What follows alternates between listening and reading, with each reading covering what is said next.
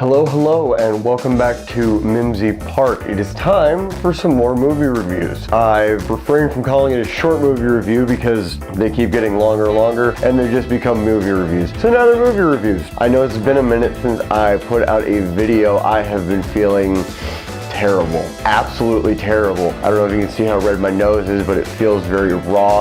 I actually just got my voice back. My voice is completely out for like 3 days. It was ridiculous. Basically, I coughed super duper hard one night and my voice just started going out. But we're gonna get back into it now with some movie reviews. These movies were actually all on Hulu and or Netflix. First up, we have 2001 Maniacs starring Robert Englund. This one was on Hulu. I believe it's only on Hulu. It is not what you would call a good horror movie. It's fun, but it's pretty bad. You gotta push on through it. It did have a decent cast. It had Robert Englund. It had Lynn Shay, I believe is her last name. She was the medium in The Conjuring. It's got traditional terrible dialogue. It's got a nice polish to it, but it's a B horror movie. It really is. It is one of those movies where I find myself going, are there real people that follow handwritten signs? You see this in horror movies all the time. Why do people follow handwritten signs? I feel like it was the only way that could propel the story along and everything, but what do I know? On that note, I should mention it is not a movie you watch for the story. It doesn't have some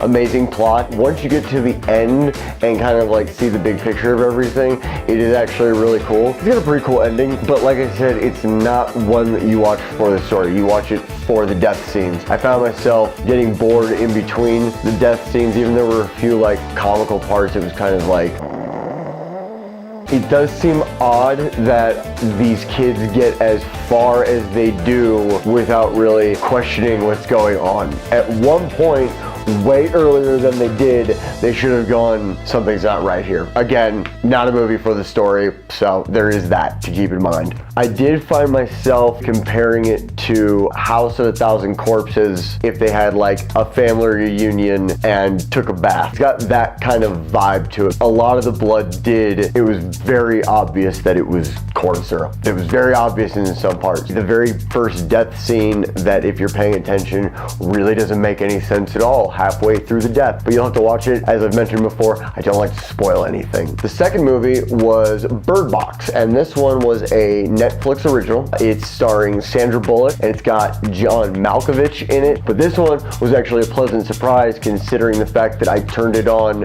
completely by accident. This was a day that I was laying in bed sick, and I spent all day in bed, and I hit OK on the Netflix app on my TV, and then I hit OK again because it stalled, and when I hit OK again, it pulled up Bird Box. And at that point, I think I'd just taken so much cold medicine, I was like, fine, whatever, we'll watch this. I'm not a huge Sandra Bullock fan, not in the sense that I don't like her, but more in the sense that I've not seen a ton of stuff with her in it to really judge whether I'm a fan of hers or not. However, her performance in this movie was amazing. All the actors in this were really good. I really like the cinematography in this. Camera angles are really good. The action is really good. The story kind of moves itself along really well. I will say I do feel like the movie could have been like 20 to 30 minutes shorter. It does have that flashback, flash forward kind of feel to it. It starts in the present, but it'll flash back to how, they got to where they are, and then it'll flash back to what they're currently going through, and it'll go back and forth like that. At first, I was wondering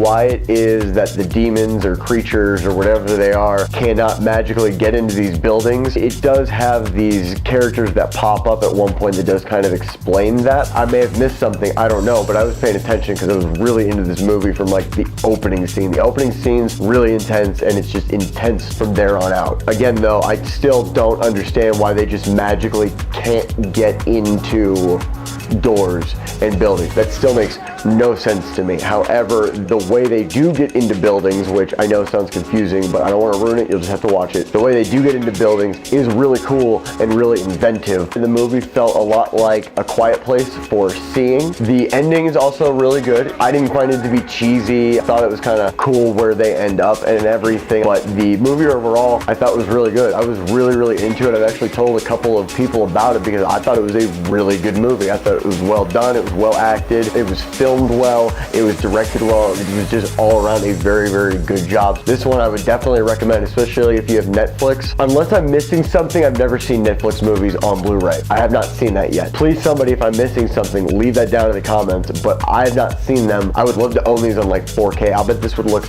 amazing in 4K. The third and final movie that I watched was also on Netflix. I did not see it on Hulu. The Ballad of Buster Scruggs, which is a new Coen Brothers movie. It's more of an anthology movie where it's like 6 separate stories that have nothing to do with one another, but it has a huge cast in it. I looked it up. I don't remember all of them, but it's got a huge cast in it. The camera work is absolutely awesome, but I mean, it's the Coen Brothers. The first story is a Western that is both quirky and dark at the exact same time. It's funny in parts, ends very anticlimactically though, as do all of these short stories. They all end with a very dark ending, a very anticlimactic ending, and it does get darker the further along you go. Like the first one starts out very humorously, and then they slowly get darker the more you go through them. The last one is just by far the darkest, but the last one was actually one of my favorites, which we'll get to. The first one is basically about a singing cowboy who is also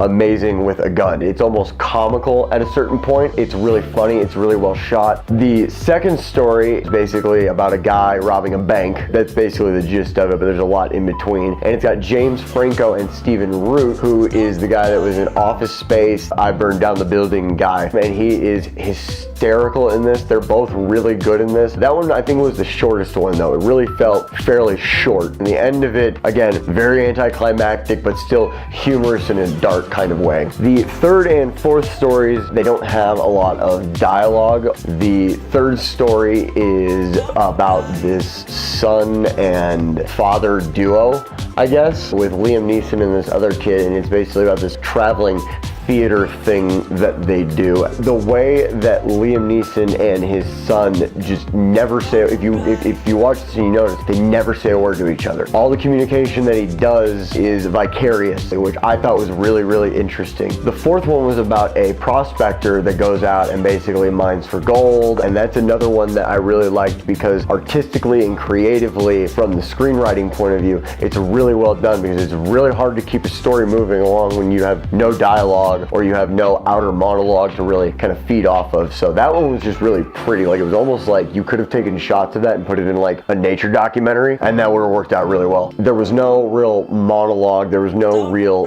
dialogue to move the story forward. The fifth one did seem to drag on after a certain time. It's basically about this girl that goes on this wagon trail out to Oregon, and a bunch of stuff ends up happening to her, and she ends up getting engaged to this guy, and there's this whole thing going on, and there's this whole twist ending, and the ending is really good, and it's really, really hits you kind of hard, but again, it did seem to kind of drag on at a certain point. The sixth story was probably my favorite because you basically have these 5 people taking a carriage to the same destination, and the majority of the story just happens in the horse carriage. That's mostly where this thing happened. All the dialogue, the monologues, everything. And that's the thing, is there's not a lot of dialogue. A lot of it is mostly monologues, but it's really, really well written, and these characters that they put in there are really interesting and really humorous. And I'm gonna sneeze.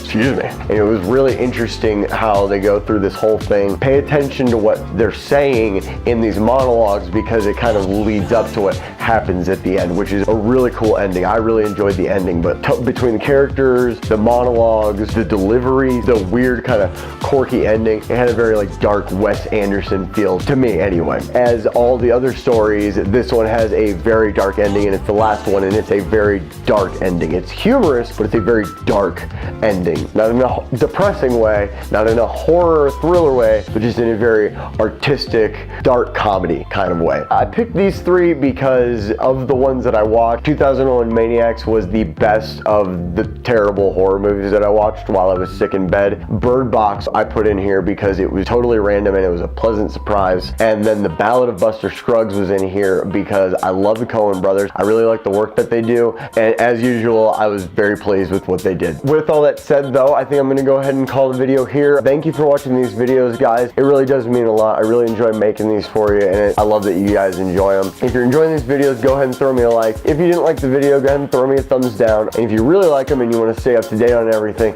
go ahead and throw me a subscription. Until next time, I will catch you guys later.